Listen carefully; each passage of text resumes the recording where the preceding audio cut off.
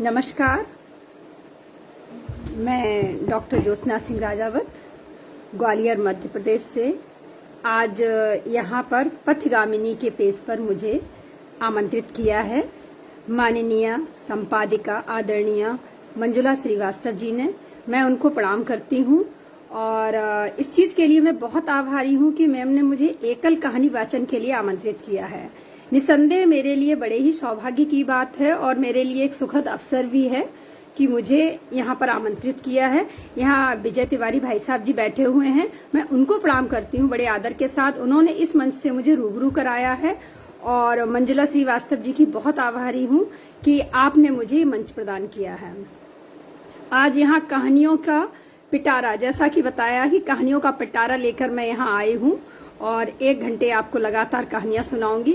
सबसे पहले हमारी कहानी है एक छोटी सी कहानी जो आज वर्तमान समय में समस्या चल रही है कि बच्चे ऑनलाइन की तरफ बहुत भाग रहे हैं। उसी पर मैंने एक कहानी लिखने का प्रयास किया है। सबसे पहले छोटी कहानी है और आपके समक्ष रखती हूँ। कहानी का शीर्षक है शॉपिंग। बहुत बहुत धन्यवाद आदरणीय भाई साहब। मैं शायद कमेंट रिप्लाई नहीं कर पाऊंगी, पर मैं लगातार आप सभी के कमेंट देख रही हूँ। मुझे बहुत अच्छा लग रहा है। आप सभी सामने बैठे हुए हैं और मैं अपनी कहानी आपके समक्ष रख रही हूँ और आपका आशीर्वाद मिलता रहता है और ये मेरे लिए बड़े भाई का आशीर्वाद मिले निश्चय ही बहुत बड़े सौभाग्य की बात होती है। आदरणीय मिश्रा जी को मैं प्रणाम करती हूँ और मैं अपनी कहानी को आरंभ करती हूँ। शॉपिंग। कहानी का शीर्षक है शॉपिंग। मोबाइल पर घंटी बजी। निकिता ने फोन उठाया। हेलो, उधर से आवाज आई। मैम, मैं अमेजोन से आपके लिए पार्सल लेकर आया हूँ, दरवाजे के बाहर खड़ा हूँ। आपके मोबाइल पर ओटीपी आई होगी, प्लीज आप बता दीजिए और अपना पार्सल ले जाइए। ठीक है भैया, 2 मिनट रुको, मैं अभी बाहर आ रही हूँ। फोन की घंटी की आवाज सुनकर निकिता की माँ राधिका किचन से आवाज लगाते हुए बोली, कौन है निकिता? अरे कुछ नहीं माँ, मेरा पार्सल आया है। कल भी तो दिन में 2 बार तुम्हारा पार्सल आया था। उफ, रोज रोज का तुम्हारा ये पार्सल, जाने क्या क्या मंगा लेती हो। कभी जोमेटो वाला खड़ा है खाना लिए, कभी मिंत्रा वाला, तो कभी फ्लिपकार्ट वाला। क्या पार्सल में जाने क्या क्या शॉपिंग करती हो। अच्छा, आजकल तुम्हें ऑनलाइन शॉपिंग का भूत सवार हो गया है। बेवजह बैठे बैठे पैसा फूकती रहती हो। तुम्हारा अकाउंट तुम्हें फीस भरने के लिए दिया था, तुम अपनी जिम्मेदारी को समझो। फालतू शॉपिंग करने के लिए नहीं दिया था। बस करो माँ, कितना चिल्लाओगी। पहले पार्सल तो ले लूं, फिर जी भर चिल्लाना। इतना कहकर निकिता बाहर चली गई। माँ फिर भी बड़बड़ाती रही। इस लड़की को बिल्कुल भी समझ नहीं है। रोज रोज की खरीदारी, जिसकी जरूरत नहीं है वह भी मंगा लेती है। पीछे से पापा की आवाज आई। किससे नाराज हो रही हो? क्या हुआ? कुछ नहीं जी, एक ही औलाद है जो परेशान करती रहती है। अंकित, उसे पढ़ाई से फुर्सत नहीं मिलती। नीट के एग्जाम के लिए पूरे दिन आंखें गड़ाए किताब में लगाए रहता है। अब समझ लो मैं किससे चिल्ला रही हूँ। ये लड़की कभी शॉपिंग करती है, कभी इंस्टाग्राम पर, कभी व्हाट्सएप पर, कभी फेसबुक पर। पूरा समय इसी में बर्बाद करती रहती है। जरा सा कुछ कह दो तो मुंह फुला लेती है। बस करो जी, अब रहने दो, 1-2 साल में समझ जाएगी, छोटी है अभी। क्या छोटी है, लड़कियों को बड़ा होते देर नहीं लगती है। तब तक निकिता तेजी से अंदर आते हुए गुस्से में, माँ कितनी और तारीफ करोगी, जब देखो जब मेरे ही पीछे पड़ी रहती हो। जरा सी शॉपिंग क्या कर ली, कब से नाराज हो रही हो। ठीक है, वैसे तो बहुत समझदार हो, कभी ये नहीं सोचती हो कि माँ का हाथ बटा लूं रसोई में, माँ को थोड़ी सी मदद कर दूं। कल को बाहर जाओगी पढ़ाई करने, तब खाना कैसे बनाओगी, फिर पछताती रहना। का वर्षा जब कृषि सुखाने। घर गृहस्थी के काम सीखने के लिए कोई उम्र थोड़ी न होती है। अभी से बचपन से ही संस्कार डल जाते हैं, पर तुम्हारे पास फुर्सत ही कहाँ है। अरे ठीक है माँ, मैं यूट्यूब पर वीडियो देखकर खाना बना लूंगी। माँ फिर गुस्से में बोली, बस तुम इस मोबाइल में ही घुसे रहना, कुछ नहीं मिलता। आंखें तुम फोड़ लोगी, चश्मा तो चढ़ ही गया है, दिनों दिन रोशनी और कम हो जाएगी। माँ ये तो सब आप जानती हो ना कि मेरा चश्मा मोबाइल से नहीं चढ़ा, बचपन से ही चढ़ा हुआ है और ये तो पापा का असर है, हेरिडिटी का है। तब तक पापा को गुस्सा आया। पापा अपना नाम सुनते ही बीच में बोल पड़े, अरे भाई, मेरा चश्मा बचपन का नहीं है, जब मैं 12th की पढ़ाई कर रहा था बोर्ड के एग्जाम दे रहा था, उसी समय टाइफाइड बुखार बिगड़ गया। और बुखार में भी हमने पढ़ाई नहीं छोड़ी, तुम्हारी तरह मोबाइल में नहीं लगा रहता था। ये तो हमारे पढ़ने के कारण आंखों पर चश्मा लगा है। चश्मा तो ऐसा है, एक बार लग जाता उतरता नहीं है। और ये बात तुमसे जरूर कहना चाहूंगा निकिता, तुम्हारी माँ जो कह रही है बिल्कुल सही कह रही है। इस ऑनलाइन शॉपिंग में हमें कुछ समझ नहीं आता है, ना तो चीज की क्वालिटी समझ आती है और ना ही चीज का सही रंग पता चलता है। आजकल की पीढ़ी जाने क्या क्या कैसे कैसे खरीदती रहती है। कुछ ज्यादा ही घर घर डिलीवरी का ये चलन हो गया है। पहले दिवाली की खरीदारी का घर सबको बड़ा इंतजार रहता था। पटाखे, मिठाई, पूजा की सामग्री से लेकर बच्चों के कपड़े, घर की सजावट का सामान सब बाजार से आता था। दुकानदार अपनी अपनी दुकानों को खूब सजाते थे। ग्राहकों को लुभाने के लिए नए नए सामान लेकर आते थे। ग्राहक अपने बजट के साथ साथ जरूरत के सभी सामानों को खरीदता था। पहले ब्रांड का चलन नहीं था, अब बस कपड़ा अच्छा देखा, रंग देखा, खरीद लिया। आजकल के बच्चे केवल ब्रांड पर ध्यान देते हैं। ब्रांड के चक्कर में कंपनियां खूब मनमाने पैसे वसूलती हैं। त्योहारों पर तो फर्जी कंपनियां भी सक्रिय हो जाती हैं। कभी अच्छी कंपनियों की हूबहू नकल कर नकली माल को मार्केट में सप्लाई करती हैं। साथ ही डिस्काउंट के ऑफर में टूटा फूटा सामान भी टिपा देती हैं। हम तो यही कहेंगे, जो सामान खरीदना है अपने आसपास की दुकान से खरीदो। गुप्ता जी की दुकान रात के 11 बजे भी फोन कर दो, सामान बेचारे खुद दे जाते हैं। याद है ना, कोरोना के टाइम पर हम सब ऑनलाइन सप्लाई सबके यहाँ बंद हो गई थी। सब आसपास की दुकानों से ही काम चलता था। अपने चाचा की दुकान पूरे मोहल्ले में फेमस है। पूरे महीने सबकी उधारी चलती रहती है। मजाल है कि चाचा ने किसी की उधारी के पैसे मांगे हो, बिना मांगे समय पर सब लोग उनका पेमेंट कर देते हैं। एक पारिवारिक रिश्ता जुड़ जाता है। खरीदारी के साथ साथ आत्मीयता का, अपनेपन का रिश्ता जुड़ जाता है। ये अपनापन कभी भी आपको ऑनलाइन में नहीं मिलेगा। ये सुनकर निकिता सिर झुकाए पापा की बात को सहमति दे दी और अंदर चली गई। अब मैं सभी को प्रणाम करती हूँ और आप सभी को, आपने बहुत अच्छे अच्छे कमेंट्स दे रहे हैं। मैं शायद रिप्लाई नहीं कर पाऊंगी और इसके लिए मैं क्षमा मांगती हूँ, लेकिन सबके कमेंट बहुत उत्साहवर्धन चल रहा है। सभी को प्रणाम करती हूँ। मैं अपनी दूसरी कहानी को आरंभ करती हूँ। जैसा कि आज संयुक्त परिवार टूट रहे हैं और रिश्तों का मान भी कम हो रहा है, ऐसे में ही एक दूसरी कहानी है वापसी दादी की। वापसी दादी की। फोन की घंटी बजी। माँ ने लपक कर फोन उठाया।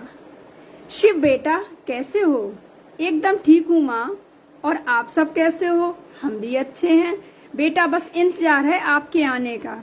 ठीक है माँ, मैं आ रहा हूँ। आने से पहले आप सभी के लिए एक खुशखबरी है। गैस करो। अरे हमें पता है ना, आपका रिजल्ट आ गया है, पापा ने बताया था। नहीं नहीं माँ, वह तो परसों की बात है। अच्छा तो क्या है, किसी कंपनी ने तुम्हें जॉब ऑफर किया है? अरे नहीं माँ, इन सब से भी एक अलग खुशखबरी है। कोई मेहमान मेरे साथ आ रहा है। क्या तूने शादी कर ली है? अरे नहीं ना माँ, आप बिना शादी, आप सबके बिना शादी कैसे हो सकती है?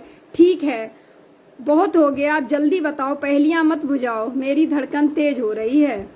जल्दी बताओ बेटा। अच्छा तो फिर सुनो, मेरे साथ बड़ी दादी गांव आ रही हैं। सच? बड़ी दादी आ रही हैं गांव से? बड़े आश्चर्य से माँ ने फिर बात को दोहराया। अरे ये कैसे संभव हुआ? दादी को आपने कैसे मनाया? वह ये तो सब छोड़ो माँ, बस आप तो तैयारियां कर लो। हम सब इस बार साथ में दिवाली मनाएंगे दादी के साथ, खूब मस्ती करेंगे। आखिरकार इतने दिनों बाद अपना पूरा परिवार इकट्ठा होकर एक साथ रहेगा। मजाक तो नहीं कर रहे हो ना शिव? नहीं नहीं माँ, सच में दादी आने के लिए तैयार हो गई हैं। फिर तो जल्दी आ जाओ, अब सब्र नहीं हो रहा है। ठीक है बेटा, अपना ख्याल रखना, दादी का ख्याल रखना, अच्छे से तैयारी करके आना। चलो मैं फोन रखती हूँ, ये खुशखबरी पूरे घर को देती हूँ। बड़ी दादी लंदन से आ रही हैं। घर में एक खुशी की लहर दौड़ पड़ी। तमाम तरह की तैयारियां शुरू हो गईं। सब बड़े खुश थे। एक तो दिवाली का त्योहार, दूसरा दादी के घर लौटने की खुशी। दादी पूरे 40 साल के बाद अपने घर लौट रही हैं। जिस घर में वह कभी दादाजी देशबंधु के साथ बहू बनकर आई थी, आज 40 साल के बाद नाती के साथ दादी बनकर अपने घर लौट रही हैं। है ना कितने आश्चर्य की बात। दादाजी देशबंधु और दादी लक्ष्मी की अनुपम जोड़ी के चर्चे दूर दूर तक थे। सभी कहते थे पांडे जी के घर लक्ष्मी आई है, साक्षात लक्ष्मी। शादी के बाद दिवाली का पहला त्योहार ही परिवार के साथ गांव में मनाया था। नई नवेली दुल्हन लक्ष्मी के सौंदर्य को देखकर घर के लोग फूले नहीं समा रहे थे। दीप जलाए गए, फुलझड़ियां, पटाखे, मिठाइयां बटी, फिर परिवार के साथ गणपत लक्ष्मी की पूजा की गई। ऐसा लग रहा था जैसे कल की ही बात है। ये कहकर दादी की आंखों से अश्रुधारा निकल पड़ी।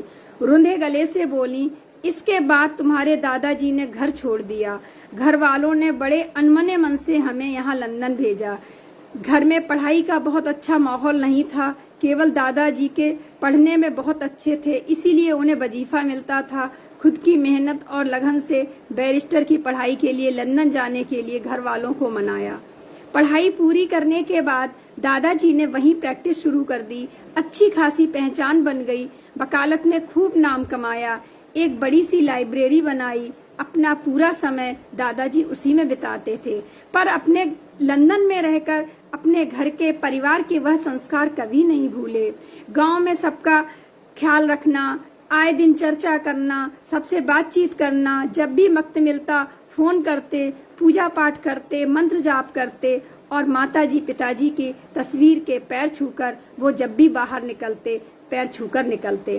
कहते कहते दादी फिर ख्यालों में खो गईं। दादाजी देशबंधु पांडे के जीवन में सिर्फ एक ही सबसे बड़ा दुख था कि उनके कोई संतान नहीं थी, जबकि उनके छोटे भाई दयाशंकर पांडे के 3 बेटे थे, अभय पांडे, अक्षय पांडे और अनिल। अभय पांडे की एक बेटी थी सारिका, जो काफी दिनों के बाद हुई। अक्षय पांडे का एक बेटा था जो गांव में ही खेतीबाड़ी देखता था, जबकि अनिल पांडे के 3 बेटे हुए। सबसे बड़ा नीलकंठ, फिर शंभू, सबसे छोटा बेटा शिव। शिव को पहली बार दादी और दादा ने शिव की 5वीं वर्षगांठ के वीडियो में देखा था। शिव का सांवला रंग, घुंघराले बाल, मनमोहक आंखें, सब सहज ही सबको अपनी ओर आकर्षित कर लेती थी। शिव के आकर्षण में दादा दादी ऐसे उलझे कि कई बार शिव से दिन में बात करते। शिव जो भी मांगता उसके लिए वह लंदन से भेजते। शिव के साथ साथ घर के सभी बच्चों के लिए खिलौने और उनकी जरूरत के सामान भेजते। शिव से बात करते, उसकी तोतली आवाज सुनकर बहुत खुश होते। शिव के प्रति उनका प्रेम बढ़ता ही चला जा रहा था। शिव की 11वीं वर्षगांठ पर दादाजी और दादी जी ने गांव वापस लौटने का निर्णय लिया, लेकिन कुदरत को तो कुछ अलग ही मंजूर था। अचानक दादाजी को हार्ट अटैक आ गया और दादाजी शांत हो गए। दादाजी के जाने के बाद दादी बहुत अकेली हो गई। दादी जी पर दुख का पहाड़ टूट पड़ा। परिवार के साथ दुख बट जाता है, पर अकेले में दुख दोगुना हो जाता है। इस दुख की घड़ी में सभी लोग दादी के पास लंदन जाना चाहते थे, लेकिन सरकारी कार्यवाही में विलंब होने के कारण समय से उनके पास कोई नहीं पहुंच सका। समय बीतता चला गया। शिव बड़ा हो गया। 12वीं की परीक्षा अच्छे नंबरों से पास कर ली। वह भी अपने दादाजी की तरह एक अच्छा वकील बनना चाहता था। शिव की इच्छा को जानकर घर वालों ने शिव को दादी के पास भेजने का निर्णय लिया। दादाजी के जाने के बाद दादी पूरी तरह से अकेली पड़ गई थी। ये बात घर में सबको खलती थी। इतनी दूर किसको लंदन भेजा जाए, घर वालों को समझ में नहीं आ रहा था। पर शिव ने जैसे ही परीक्षा पास की, सबके दिमाग में एक ही प्रश्न आया, शिव को लंदन भेज दिया जाए। एक तरफ दादी का अकेलापन, दूसरी तरफ बढ़ती हुई उम्र, सहारे जिसे एक सहारे की जरूरत होती है। अकेलापन आदमी को खा जाता है। बेचारी दादी लंबे अंतराल से एकांकी जीवन काट रही थी, लेकिन शिव के आने की खबर सुनकर दादी की खुशी का ठिकाना न रहा। उनकी बूढ़ी आंखों में फिर से चमक आ गई। जीने की एक उम्मीद जाग गई। शिव इतनी दूर मेरे पास पढ़ने के लिए आएगा? क्या सचमुच घर वालों ने मेरे लिए शिव को भेजा है? आज अगर दादाजी होते तो कितना खुश होते। अपने शिव को देखकर दादी पलकें बिछाए उसका इंतजार कर रही थी। शिव खुशी खुशी लंबी यात्रा तय कर दादी के पास लंदन पहुंच गया। ग्रेजुएशन की पढ़ाई के साथ साथ उसने वकालत की पढ़ाई भी करने लगा। दादाजी की बंद पड़ी बरसों की लाइब्रेरी की पुस्तकों को फिर से साफ सफाई की, उनको जमाया और जब भी वक्त मिलता तो उनको पढ़ता। हर पन्ने में दादाजी के स्पर्श को महसूस करता। सुबह उठकर दादाजी की तस्वीर के पैर छूना, पूजा पाठ करना, बिल्कुल दादाजी की तरह शिव का भी आचरण और व्यवहार हो गया था। जब भी समय मिलता दादाजी की लाइब्रेरी में अपना पूरा समय बिताता और शिव के आने के बाद दादी की दिनचर्या भी पूरी तरह से बदल गई थी। जब तक शिव कॉलेज से नहीं आता तब तक दादी आंखें गड़ाए शिव की राह देखती रहती। जरा सी देर होने पर बेचैन हो जाती थी। सहारा देने के लिए दादी को बुढ़ापे की लाठी मिल गई थी और छुट्टी वाले दिन शिव के साथ डिनर पर जाती, शॉपिंग करती, शिव की पसंद का खाना बनाती। उनको फिर से एक काम और जिम्मेदारी मिल गई थी जिसमें वो बंधकर बहुत खुश थी। दादी पलवर भी शिव से दूर नहीं रह पाती थी। दादी को जीने का एक सहारा मिल गया। वक्त का पहिया कितनी गति से घूमता है, वक्त कब गुजर जाता है पता ही नहीं चलता।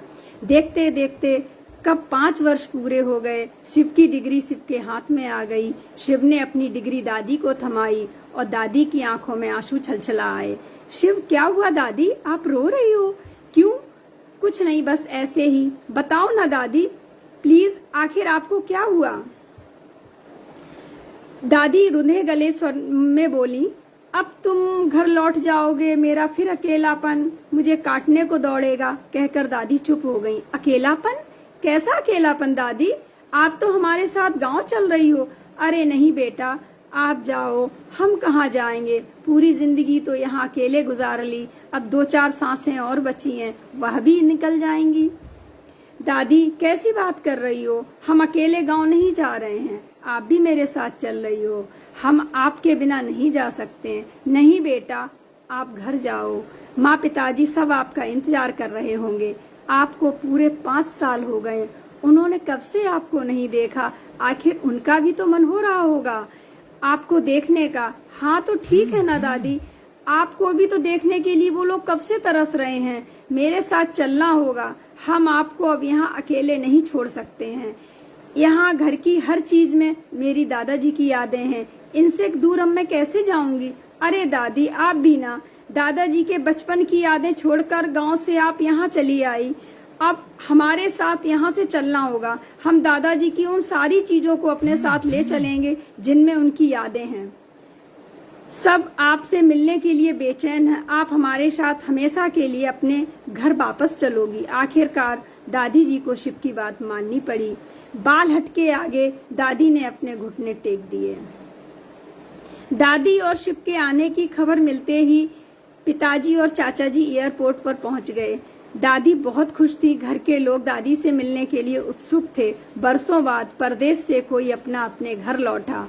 मुख्य द्वार को बड़े गौर से देखा, भीगी आंखों से घर की देहरी को कदम रखा, बगीचे को देखा, हर जगह बीते वक्त को ढूंढने की कोशिश करती हुई। जैसे ही दादी ने आंगन में कदम रखा, दियों से पूरा घर जगमगा रहा था। दादी के स्वागत में चौक पूरा गया, रंगोली बनाई गई। दादी ये सब देखकर बहुत भावुक हो गईं। घर में छोटी दादी, दादी की देवरानी सरस्वती से लिपटकर दादी बहुत रोईं।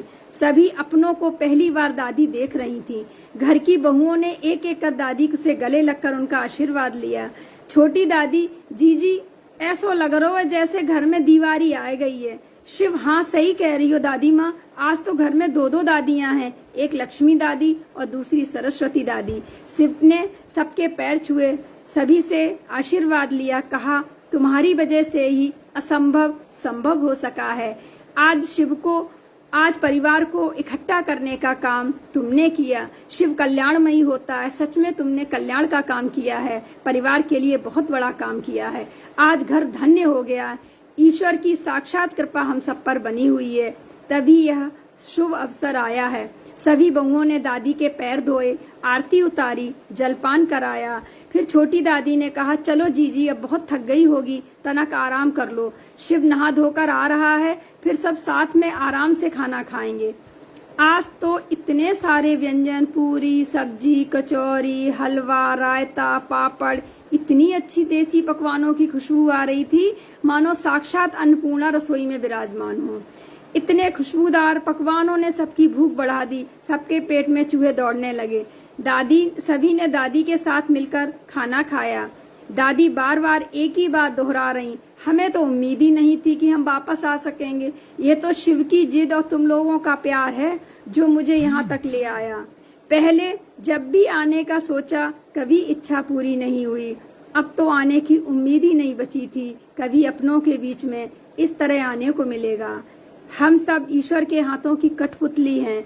ईश्वर की मेहरबानी के बिना एक पत्ता भी नहीं हिल सकता है। वही मिलाता है, वही बिछो करता है।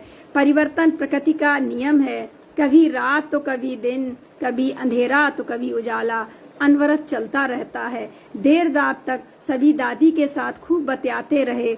दादी परिवार के सभी सदस्यों के लिए ढेर सारे तोहफे लेकर आई थी। भानुमती के पिटारे से एक एक कर सभी तोहफे बाहर निकलने लगे। सब अपने अपने सामानों को देखकर बहुत खुश थे। किसी के लिए इलेक्ट्रॉनिक गैजेट्स, किसी के लिए खिलौने, किसी के लिए कपड़े। घर का वातावरण ही बदल गया। ऐसा लग रहा था मानो दिवाली से पहले घर में दिवाली आ गई हो। बहुत बहुत धन्यवाद। आप लोग बड़े अच्छे से सुन रहे हैं कहानियाँ और खूब प्रतिक्रिया भी दे रहे हैं। बिल्कुल सही कहा, आज मंजुला दीदी ने, ऐसा माहौल आज नहीं दिखता है। और लेकिन हमें ही अपने विचारों को समाज में फैलाना होगा, तभी समाज में परिवर्तन आएगा। और पीके तिवारी जी कह रहे, शानदार प्रस्तुति, मैं आपकी बहुत आभारी हूँ कि आप प्रशंसा कर रहे हैं। और कन्हैया लाल जी ने बहुत सुंदर प्रस्तुति का, मैं उनकी भी बहुत आभारी हूँ। विजय भाई साहब लगातार प्रतिक्रिया दे रहे हैं, मैं आप सभी की बहुत आभारी हूँ। और मेरा यही रहता है कि मैं कुछ ऐसे विचारों को समाज में लेकर आऊं, अपनी कलम से लिखूं, कुछ ऐसा लिखूं सार्थक जो कुछ समाज में बदलाव की नींव रख सके। रामकरण साहू जी कह रहे हैं कि बहुत सुंदर प्रस्तुति है, प्रशंसनीय, मैं आपकी बहुत आभारी हूँ। आप बांदा से जुड़े हुए हमारे मध्य हैं, मैं बहुत आभारी हूँ। आप सभी को पुनः प्रणाम करती हूँ। अगली प्रस्तुति की ओर कदम रखती हूँ। गंगा प्रसाद जी शुक्ला जी हमारे साथ जुड़े हुए हैं, उन्होंने भी प्रशंसा की है। शशिकांत श्रीवास्तव जी भी जुड़े हुए हैं, आपने भी प्रशंसा की है। मैं आप सभी की हृदय से आभारी हूँ और आप सभी को प्रणाम करती हूँ कि आप हमारे साथ लगातार पटल से जुड़े हुए हैं। और मैं अपनी अगली कहानी को मैं प्रस्तुत कर रही हूँ।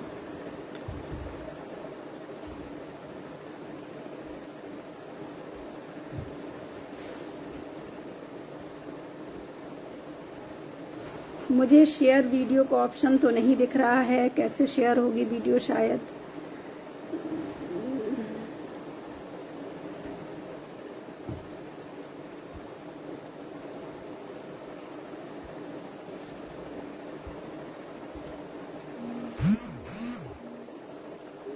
सुरेश तन्मय जी को मैं भी प्रणाम करती हूँ, उनकी भी आभारी हूँ। आप भी बहुत प्रशंसा कर रहे हैं और मैं आपकी आभारी हूँ। और मेरी अगली कहानी के लिए भी आप सब जुड़े रहिएगा।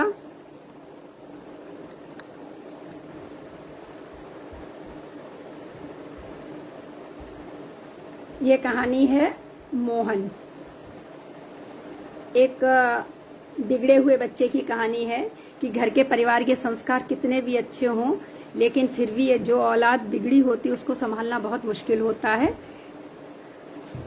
लेफ्ट बॉटम में के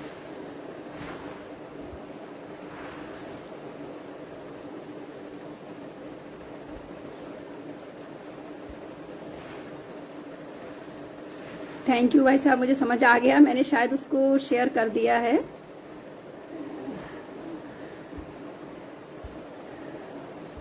अब देखिए लाइव शायद आ गया होगा, मैंने कर तो दिया है। अगली कहानी है मोहन। इसी मोहल्ले के दो बच्चे छोटू और बबलू दौड़ते भागते हाँफते हुए अपना खेल अधूरा छोड़कर सामने वाली सफेद कोठी में घुस गए। ये सफेद कोठी पंडित जी और पंडिताइन जी के नियम, संयम और धवल चरित्र की ही भांति अपनी भव्यता प्रकट कर रही थी। कोठी के अंदर से आवाज आई, कौन है? लगता है बाहर कोई बच्चा है। फिर कौन होगा? यहाँ तो सभी बैठे हुए हैं, हम कैसे बताएं कि कौन होगा? उठो जरा मोहन के बापू, बाहर जाकर देखो कौन बच्चा दौड़ रहा है। मोहन के बापू चश्मा संभालते हुए बाहर वाले दरवाजे की ओर बढ़े। तब तक उधर से दोनों बच्चों ने एक साथ आवाज लगाई, पंडित बाबा जल्दी चलो मोहन भैया को। बात अधूरी कहकर बच्चे भाग गए। पंडित जी बीच में ही, क्या समझ नहीं आया बच्चे क्या कहना चाह रहे थे? क्या हुआ मोहन को? बाबा मोहन भैया को। तब तक दूसरा बच्चा दौड़ता हुआ आया, बाबा मोहन भैया को पुलिस पकड़ कर ले गई है। पुलिस? अब क्या किया इस लड़के ने? चेहरे पर उदासी लेकर पंडित जी घर के अंदर चले गए। पंडिताइन को बताया मोहन को फिर पुलिस ले गई है। यह सुनते ही पंडिताइन के हाथ पैर फूल गए, मानो शरीर से जान निकल गई हो। आंखों में आंसू भरकर बड़बड़ाने लगी। मोहन बचपन से ही स्कूल के बच्चों को मार पीट कर भाग जाता था। पढ़ाई में कभी मन नहीं लगा इसका। खेलना, पढ़ाई, मारपीट करना, लड़ाई झगड़ा करना तो मोहन की आदत में समा चुका था। अब नहीं सुधरने वाला है ये लड़का। कहाँ कहाँ मन्नत नहीं मांगी, मंदिर, मस्जिद, गुरुद्वारा, धर्म की हर चौखट पर अपना माथा टेका। कभी भी किसी को दरवाजे से खाली हाथ नहीं लौटाया। तब जाकर इस औलाद का मुंह हमें देखने को मिला। ऐसी औलाद न जाने किस पाप की सजा है। इसके होने के बजाय मैं बिना औलाद के रहता तो ज्यादा ठीक रहता। बेचारी सीधी सी पंडिताइन कभी ऊंची आवाज में बात नहीं करती। सेवा भाव तो मानो उनके रोम रोम में बसा हुआ था। इस उम्र में भी अपने हाथों से 2 रोटी बनाकर गाय को खिलाती, मांगने वालों को देती और सबको खिला पिलाकर ठंडा पानी पिलाकर संतुष्ट कर विदा करती। जब गाय को पहली रोटी नहीं खिला लेती तब तक खाना खुद नहीं खाती, न पंडित जी को खाने को देती। पूरा गांव पंडित पंडिताइन के गुणगान करते नहीं थकता था। ऐसे संस्कारी माँ बाप की इतनी बिगड़ी औलाद। अभी पिछले ही महीने कोर्ट कचहरी के चक्कर काट काट कर पानी सा पैसा बहाया था, तब कहीं जाकर उस लड़के को बाहर लाया। अभी भी हर महीने की तारीख पर जाना पड़ता है। लगता है पूरी जिंदगी इसके पापों की सजा हम दोनों भुगतते रहेंगे। धीरे धीरे बुदबुदाते हुए पंडित जी कुर्सी पर बैठ गए। मुंह लटकाए अपने चेहरों को एक हाथ से ढक लिया। गहरी सांस ली, चुप हो गए। सन्नाटा छा गया। गांव में मोहन की चर्चा आम हो गई थी। हर किसी की जुबान पर मोहन और मोहन के दोस्त थे। गांव के राधे श्याम चाचा खेत से लौटते वक्त, राधे श्याम इस बार तो गजब ही हो गया राजू। हाँ सही कह रहे हो चाचा तुम। लगता है मोहन और उसके आवारा दोस्त गांव के लिए ग्रहण बन गए हैं। कैसे छुटकारा मिलेगा चाचा इन सब से? अब तो आज तो पूरा आवारा मंडली को पुलिस ने धर के ले गई है। बेचारे पंडित जी कब तक छुड़ाएंगे? इन सबके दिनों दिन अपराध बढ़ते ही जा रहे हैं। पहले जुआ, फिर चोरी, अब पड़ोस के गांव की जरा सी बच्ची को ही उठा लाए हैं। चाचा इनकी बुद्धि पे तो पत्थर पड़ गए हैं। बहू बेटियों की इज्जत करना ये सब भूल गए हैं। अब जेल में ही जाएंगे तब इन्हें समझ आएगी। पंडित जी बार बार पंडित जी इनको न छुड़ाएं। इनकी इज्जत को मोहन ने मिट्टी में मिला दिया। जैसा मोहन कुकर्मी वैसे ही इनके दोस्त बदमाश। सभी कह रहे थे राजू तुम, अरे भैया इनके चील के हाथ से मांस वापस आना बहुत बड़ी बात है। जरूर छोरी के माँ बाप ने कोई नेक काम करे होंगे जो जान बच गई। चाचा जान की बात नहीं है, बात तो इज्जत की है। सही समय पे गांव वालों ने पुलिस को बुला लिया। चाचा ये सब मोबाइल की मेहरबानी से हुआ है। समय पर पुलिस को सूचना पहुंच गई, यहाँ भी खबर आ गई और हम सब ढूंढने में बिटिया को जुट गए। हाँ राजू, मोबाइल के आने से खूब तरक्की हुई है। अच्छा यंत्र है। समस्या का निदान ढूंढते देर नहीं लगती, बस थोड़ी सी सावधानी जरूरी है। कैसी सावधानी चाचा? फालतू के मैसेजों से बचते रहो। हाँ चाचा सही कह रहे हो। पिछली घटना याद है ना? आगरा से फर्जी फोन आया था, दीवार टूट गई है, सोना निकला है। गांव वाले चाचा दाऊ सबके सब वहां पहुंच गए। न सोना न चांदी, 4 गुंडे घड़ी मोबाइल सब छीन लिया। हाँ चाचा होशियारी जरूरी है। दाऊ साहब कह रहे हैं आजकल तो बैंक के फर्जी नंबर भी आ रहे हैं, पूरे के पूरे बैंक के अकाउंट से पैसा ही उड़ जाता है। हाँ सही कह रहे हो, बस सावधानी की जरूरत है। कल शाम सरपंच जी और दूसरे गांव के मुखिया 2-4 लोग पंडित जी के घर जाएंगे। मोहन के विषय में कुछ गंभीर चर्चा होनी है। पता नहीं मोहन और मोहन के परिवार का अब क्या होगा। बेचारे पंडित जी का तो मरना है। मरना तो समझदार का ही होता है, मूर्ख का क्या। मोहन को बूढ़े माँ बाप की फिक्र नहीं, इकलौती संतान, बेचारे कहाँ जाएंगे। कल से मोहन की माँ और पिताजी ने न तो कुछ खाया न पिया। न ही एक बूंद पानी पिया। मोहन की माँ लोटे में ठंडा पानी भरकर देते हुए बोली, उठो मोहन के बापू, कल से तुमने पानी नहीं पिया है, ऐसे कब तक बैठे रहोगे बिना खाए पिए। सावित्री, मेरा मन बहुत दुखी है, अब जीवन में कुछ नहीं बचा है, जब तक ये प्राण न निकल जावेंगे तब तक रोज रोज का मरना है। आप अपना मन छोटा न करो, जे पानी पी लो, उठो मुंह धो लो, आज शाम सरपंच और 4 लोग और आ रहे हैं साथ में। ठीक है, आने दो, जो होगा सो देखा जाएगा। शाम 5 बज गए। बाहर से दरवाजे पर आवाज आई, अरे कोई है क्या? पंडित जी ने प्रत्युत्तर दिया, अंदर ही आ जाओ। सरपंच जी सबके सब एक एक करके जूते चप्पल उतार कर अंदर आ गए। जय श्री राम पंडित जी, जय श्री राम जी। अच्छे से बैठ जा। पंडित जी उठकर अंदर से पानी के गिलास और जग भरकर ले आए। अरे परेशान ना हो, हम सब घर में ही हैं, पानी खुद ही पी लेंगे। तुमने सुबह से कुछ जलपान किया कि नहीं? पंडित जी ने बिना ही शब्दों के सिर हिलाकर मना कर दिया। अरे ऐसे कैसे काम चलेगा? एक बुजुर्ग दाऊ साहब की आवाज आई। दूसरा बोला, पंडित जी हम सब आपका बड़ा ही सम्मान करते हैं, लेकिन निर्णय लेना हमारी मजबूरी है। हम सबकी सलाह है कि आप किसी दूसरे गांव में चले जाएं, गांव की भलाई इसी में है। या आप यहाँ रहेंगे तो मोहन भी यहाँ रहेगा, उसका यहाँ रहना आसपास के गांव के लिए परेशानी का कारण बन गया है। उसकी बात का समर्थन करते हुए मुखिया जी बोल पड़े, तुम्हारा चले जाना हम सबको बहुत ही अखरेगा, लेकिन हम क्या करें, मजबूर हैं, स्थितियां ही कुछ ऐसी बन पड़ी हैं। सरपंच जी सबकी बात बड़े धैर्य से सुन रहे थे। सरपंच जी उम्र में सबसे अनुभवी और सबसे बुजुर्ग थे। आसपास के 7 गांवों में सरपंच जी का दबदबा था। अब सरपंच जी की बारी आई। सभी जन सरपंच जी के अंतिम निर्णय का इंतजार कर रहे थे। सरपंच जी ने अपनी पगड़ी संभालते हुए बोले, मोहन को 2-4 सप्ताह कारावास में रहन दो, अकल ठिकाने आ जावेगी। मोहन को गांव में लाने के बजाय सुधार गृह में भिजवा दो, लगभग 2-3 वर्ष में परिवर्तन आ जाएगा। पंडित जी को गांव छोड़कर जाने की क्या जरूरत है? आज इस घर का मोहन बिगड़ा, कल दूसरे घर का मोहन बिगड़ेगा, ऐसे कौन कौन गांव छोड़कर जाएगा? सरकार ने किशोर युवकों के सुधार के साथ साथ रोजगार की भी बहुत सी योजनाएं चलाई हैं। हम सब पूरा प्रयास करेंगे, मोहन मोहन बनकर आए, कंस बनकर नहीं, अपने नाम को सार्थक करे। सरपंच जी की बात को सुनकर सब दंग रह गए। सरपंच जी के निर्णय का समर्थन करते हुए सबने अपनी सहमति जताई। पंडित जी की दोनों आंखों से आंसू बह निकले। रुधे गले से धीरे से बोले, आप सभी का निर्णय सर आंखों पर, जैसा ठीक लगे मैं तैयार हूँ। सभी उठ कर एक एक कर बाहर चले गए।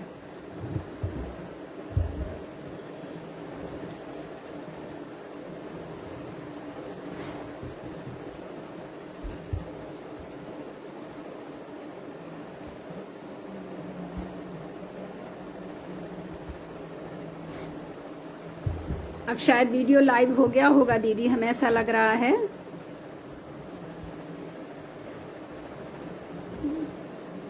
धन्यवाद आदरणीय आप सभी का। गणेश प्रसाद कौशल, गौतम, प्रज्ञेश जी जुड़ चुके हैं, उनको भी मैं प्रणाम करती हूँ, आभार व्यक्त करती हूँ। प्रेम शर्मा जी भी जुड़े हुए हैं, मैं उनको भी प्रणाम करती हूँ, आभारी हूँ। आप सब प्रतिक्रिया दे रहे हैं। अर्चना जी जुड़ी हुई हैं, उनको मैं प्रणाम करती हूँ। कन्हैया लाल जी भी जुड़े हुए हैं, DS तोमर जी जुड़े हुए हैं, उन सभी को मैं प्रणाम करती हूँ, बहुत आभारी हूँ आप सभी की प्रतिक्रिया के लिए।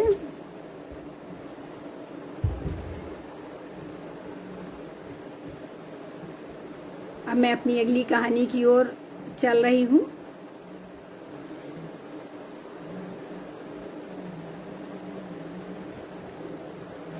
अब एक कहानी है पुरानी परंपराओं में जो जकड़ी हुई छत्री समाज की जो परंपराएं रहती थी, ठाकुरों के यहाँ पहले रहती थी कि लड़की को पढ़ाना नहीं है और लड़की को बाहर नहीं भेजना है। कुछ इसी समस्या को मैंने एक लौट आई रोशनी के तहत प्रकट करने की कोशिश की है। और दिवाली का वातावरण है तो रोशनी का होना स्वाभाविक है, तो हर घर में रोशनी रहे, हर घर उज्जवल रहे, प्रकाशवान हो। और इसी के साथ अपनी कहानी शुरू करती हूँ, लौट आई रोशनी। 5 साल का छोटू शाम ढलते ही कभी अपनी माँ से, कभी अपनी दादी माँ से, कभी अपनी नानी माँ से, घर के हर बड़े सदस्य के पास, यहाँ तक आने जाने वाले मेहमानों से भी कहानी सुनाने की जिद करने लगता। घर के बड़े लोग हमेशा उसे बहलाने की कोशिश करते, मगर छोटू टस से मस नहीं होता। एक बार दिमाग में घुस गया कहानी सुनना है तो सुनकर ही पीछा छोड़ता। एक बार छोटू के पापा की चचेरी बहन कानपुर से 2-4 दिन के लिए किसी जरूरी काम के सिलसिले में भोपाल आई थी। भोपाल में केवल अपने रिंकू भैया यानी छोटू के पापा को जानती थी, इसीलिए रिंकू के घर ठहरने के लिए आ गई। रिंकू ने छोटू से अपनी बहन का परिचय कराया। बेटा, ये आपकी बुआ हैं, प्रशासनिक पद पर कार्य कर रही हैं। ये हमारी बहन है और आपकी दादी माँ की बेटी हैं, भतीजी। आप समझ गए हैं ना? छोटू तपाक से बोला। हाँ पापा, मैं समझ गया हूँ। अब बुआ मुंह हाथ धोकर जल्दी से खाना खा लेंगी, फिर हमें कहानी सुनाएंगी, तोतली आवाज में बोला। सब छोटू की बात सुनकर ठहाका लगाकर हंस पड़े। फिर सबने बैठकर घर परिवार की बचपन की खूब सारी चर्चाएं की। छोटू, बुआ आपका नाम क्या है? बुआ हंसते हुए बोली। कैसे हो तुम छोटू, तुम्हें अपनी बुआ का नाम ही नहीं पता है? दादी तो आपसे बिटिया कहती हैं, पापा आपको जिज्जी कहते हैं और मम्मी आपको दीदी बुलाती हैं। फिर भला हमें आपका नाम का कैसे पता चलेगा? आपके तो इतने सारे नाम हैं। यही सही कहा तुमने बेटा, मेरा नाम रोशनी है। रोशनी? मैं तो पहली बार सुन रहा हूँ, ये कोई नाम होता? हाँ बेटा, रोशनी नाम होता। इसका नाम होता प्रकाश, जो कि पहले मेरी बहन का नाम था। आज वो इस दुनिया में नहीं है, उसकी याद में कभी न कोई भूले, इसीलिए मेरी माँ ने मेरा नाम रोशनी रख दिया था। आज हम आपको कहानी नहीं, एक सच्ची घटना सुनाते हैं जो इस रोशनी नाम से जुड़ी हुई है। लगभग 50 साल पहले की घटना है, जब इस दुनिया में तेरी बुआ नहीं आई थी। हमारे पिताजी, हमारे चाचा जी और हमारे दादाजी का बहुत नाम ठाकुर साई में था। गांव के सब उनसे डरते थे, उनकी बात को कोई नहीं टालता था। बहुत बड़ी हाइट, बड़ी मूछें, सर पर पगड़ी, भाला तलवार लेकर चलते थे। बुआ सुनो, तलवार? अभी भी हमारे घर में रखी है पूजा के कमरे में। पापा दशहरा को पूजन करते हैं, आपको पता है ना? बुआ हंसते हुए, बुद्धू हमें कैसे पता होगा, हम तो तेरे घर आज आए हैं, तुम्हारे पापा ने कभी बुलाया ही नहीं। छोटू हंसते हुए, फिर क्या हुआ बुआ? आप कहानी सुनाओ, बहलाओ नहीं। अच्छा ठीक है, सुनो। बुआ बोली, सब्र तो कर, मैं तुझे सारी कहानी सुनाऊंगी। हमारे घर पर, मतलब यानी कि तेरी बाबा के घर, लड़कियों को पहले पढ़ाया नहीं जाता था, घर से बाहर नहीं निकलती थी, घर में ही पढ़ाई लिखाई, संगीत सब सिखाया जाता था। अच्छा? छोटू आश्चर्य से बोला। मुझसे बड़ा एक भाई भी था, आपके ताऊ जी हुए, अभी वह गांव में ही रहते हैं। घर में सबसे पहले भाई आया, सब उसे खूब लाड़ प्यार करते थे। फिर बहन आई। जैसे ही बहन आई, घर के सब बड़े बूढ़े लोग एक साथ बारी बारी से भाई के सामने एक ही बात कहते, अब ढंग से रहना बेटा, ढंग से रहना, बहन का भार आ गया तुम्हारे सर पर, नजरें जरा चौकन्नी रखना, अपने खानदान की पगड़ी ऊंची रहे, इससे कोई समझौता नहीं करना है। 9 साल का भाई, ये सब बातें उसकी समझ से परे थी, पर आश्चर्य भरी नजरों से सबके चेहरे को बारी बारी से देखता। फिर धीरे से बोला, क्या कह रहे हो आप? मुझे समझ नहीं आ रहा, मैं तो खेलने जा रहा हूँ।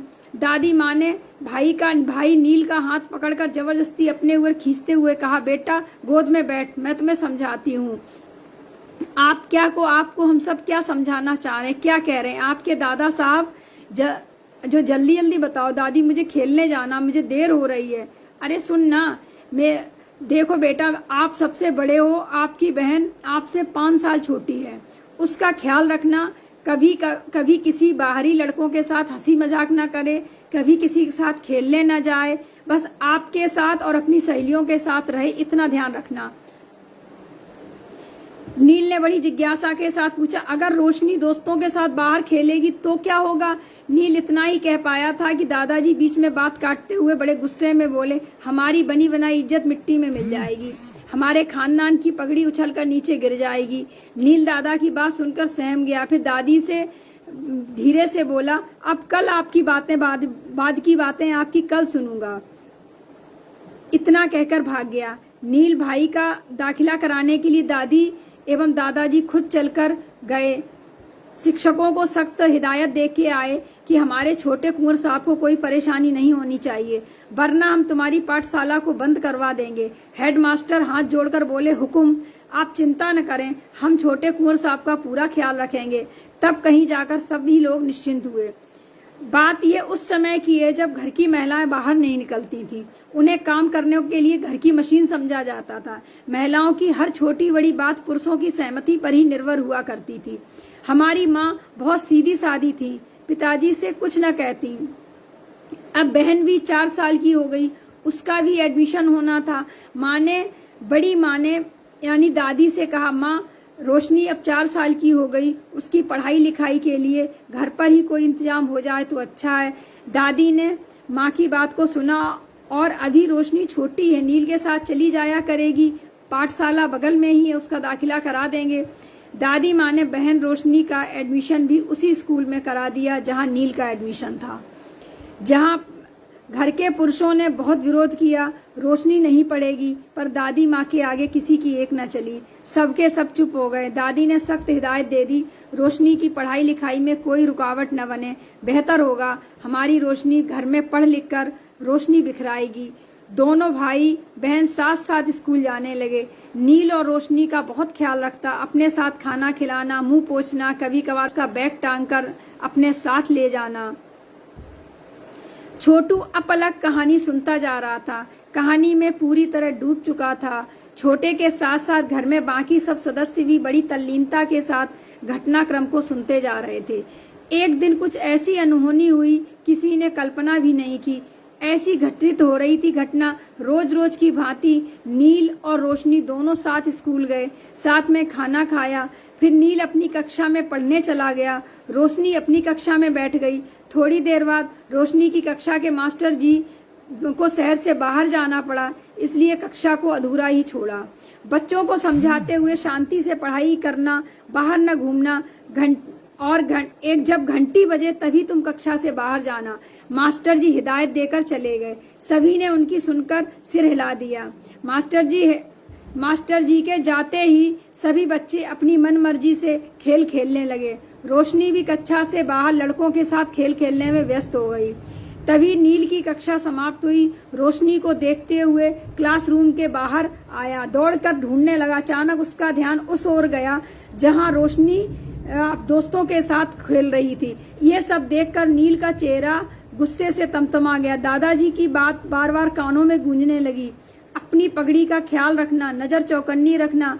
नील ने आओ देखा न ताओ एक जोर से धक्का दिया रोशनी को। रोशनी का सिर पत्थर से टकराया। रोशनी हमेशा के लिए बुझ गई। मासूम नील को क्या पता था कि उसने बहन को हमेशा के लिए खो दिया।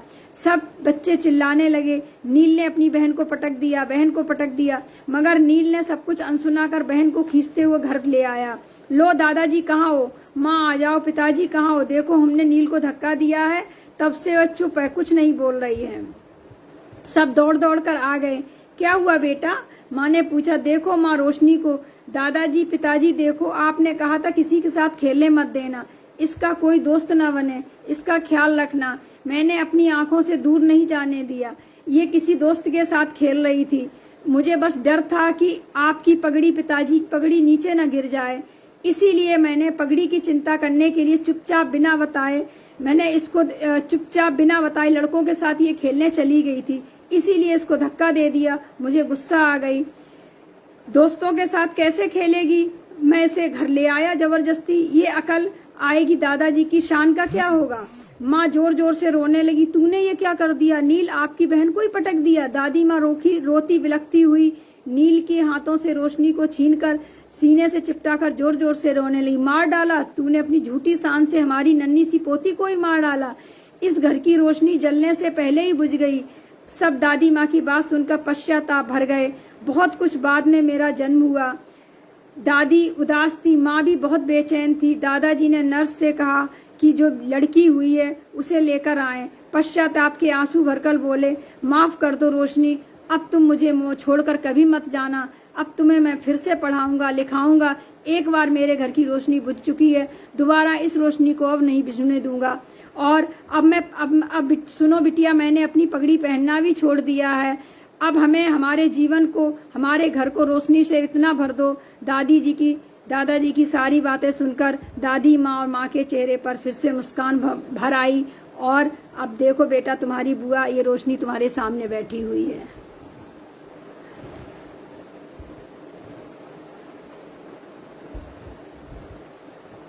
लगता है बड़ी कहानियों की वजह से लोग परेशान हो जाते हैं। आजकल का दौर चलने लगा लघु कथाओं का, तो लोग लघु कथाएं ज़्यादा पसंद करते हैं।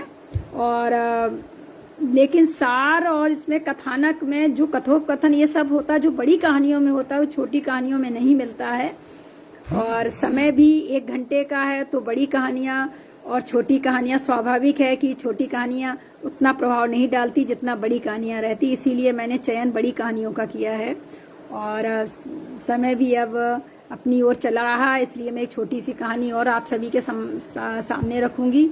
और मैं सभी से यही निवेदन कर रही हूँ कि आप सभी जुड़े रहें, तो मुझे भी पढ़ने में अच्छा लगेगा, आनंद आएगा। और सभी चले जाएंगे, फिर किसको कहानी सुनाऊंगी। तो आप सभी जुड़े रहें तो बेहतर होगा, अच्छा लगेगा। क्योंकि कहानियों का आनंद तभी है जब कहानी सुनने वाला सामने हो। जी दीदी, ठीक है, मैं कहानी सुनाती हूँ।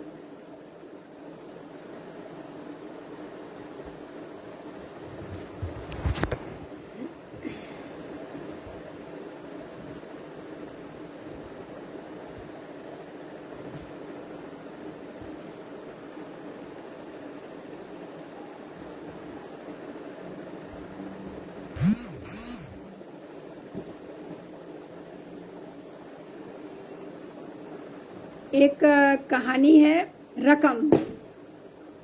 थोड़ी सी बुंदेली भाषा के ही शब्दों का इस्तेमाल होगा इस कहानी में, और ग्रामीण परिवेश की कहानी है। कहानी का शीर्षक है रकम। जो सुन रहे कहानियां उनकी मैं बहुत आभारी हूँ। प्रेम शर्मा जी की बहुत आभारी हूँ, मैम आप सुन रहे हैं। मनीष उपाध्याय जी सुन रहे हैं, उनकी मैं बहुत आभारी हूँ।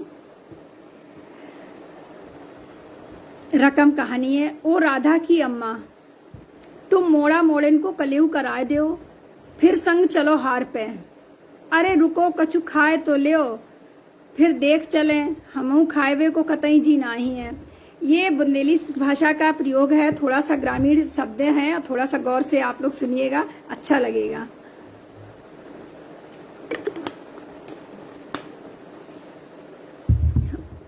तुम मोड़ा मोड़न को कलेऊ तैयार कर दो, फिर संग चलो हार पे। रुको कछु खाए ते लियो, फिर देखें चले हमाओ खैबो तो कतई जी नाही है। तुम बनाए के धद दो। हाँ ठीक है, लकड़ियां गिरी हैं, धधकवाए लियो, टेम लगेगो धधकने में। हाँ ठीक है, मन ने पतो है।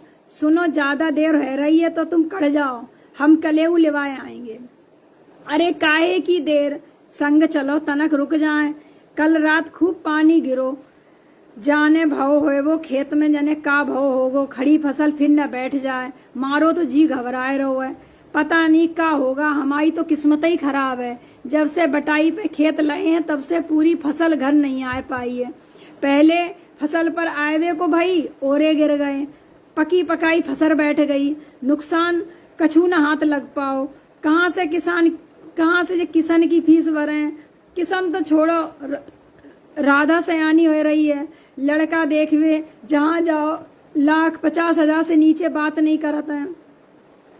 दहेज के नाम पे बड़े बड़े मुंह फाड़े बैठे हैं। सही कह रहे हो राधा के बापू, हमने रात में माता रानी से कह दी है, फसल अच्छी भई तो सुहागिल जिमाऊंगी।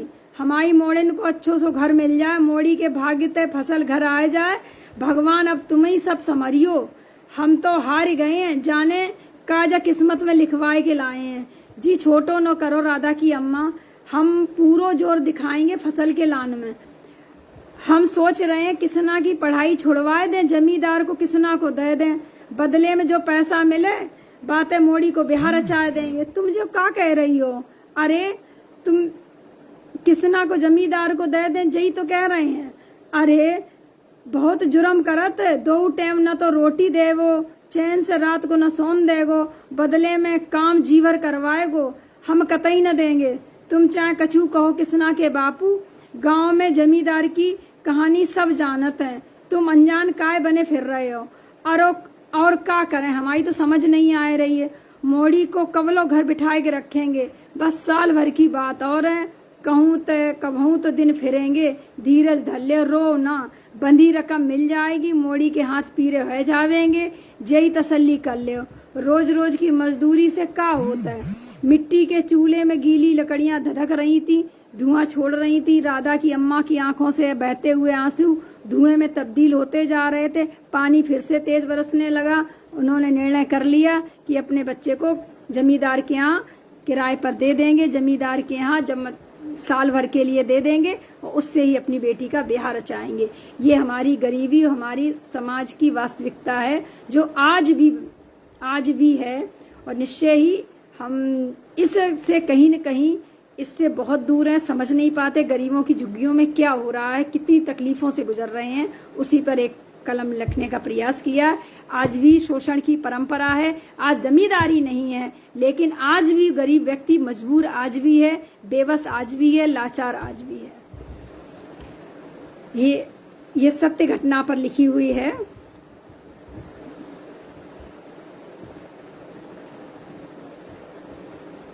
अब मैम हमारा समय हो चला है और आज की आप सभी को बहुत सारी कहानियां सुनाई और अब आप सभी से विदा लेते हैं।